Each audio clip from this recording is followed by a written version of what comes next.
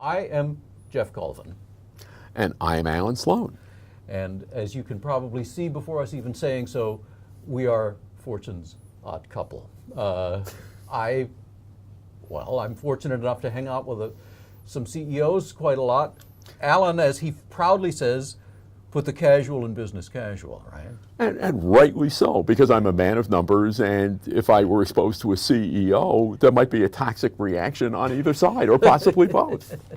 Now, we should explain what we were asked to do in this issue, because it's something that is unique in my own experience, possibly yours, and possibly Fortune's.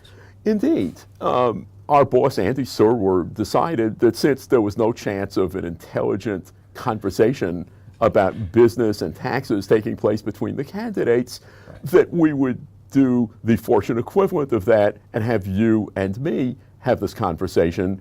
But instead of doing it in person, we just did it in writing. Right. So we got this assignment. Before we started working on it, how did you think it was going to go?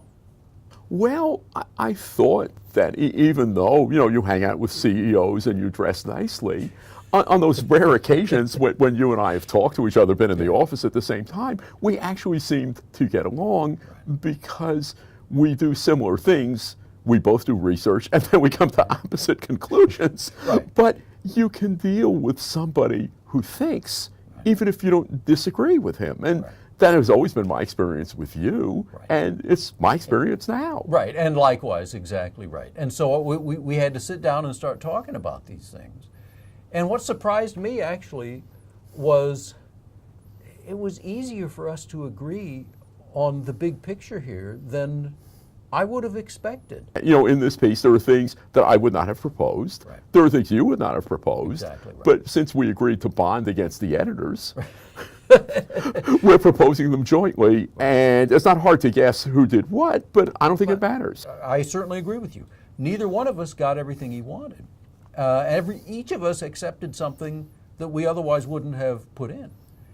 But what we've ended up with, the result, I think we both agree would be good for the country. If you just sit down to figure it out, it isn't hard if you don't have to worry about raising money or looking pure or being victimized by a soundbite. You can have a civilized conversation, which you and I have always done, even though we disagree about many, many things. Now let me ask you the next inevitable question, which is, okay, well, we were able to agree on a plan, but as you say, we don't have to run for office or anything like that.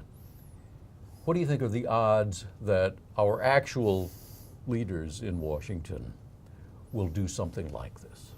Okay, a year ago, back during my American Idiots phase, I wrote an end that I'm not sure anyone ever got to because they were too busy laughing at the parts before, where I said after the 2012 election, it's really easy to see a compromise happening, but now I think I was giving them too much credit. I think now, absent some crisis, nothing will happen, but I'm starting to get this really bad feeling that something is going to come and bite us because we've disconnected a lot of the fail-safe mechanisms. It'll be like a bad business story or a good novel. Unfortunately, I have to say I feel very similarly, and I guess the only way I can see a good outcome here is if the crisis is next year. And either we'll have a new president and it'll be his first year, a great window for him, or we'll have a re-elected president who doesn't ever have to worry about running for office again. Either way, that's the best window, basically, next year. So if the crisis coincides with that, well, maybe there will be some larger good that comes out of it. Well, as we used to say when I was growing up, from your lips to God's ear. Yeah.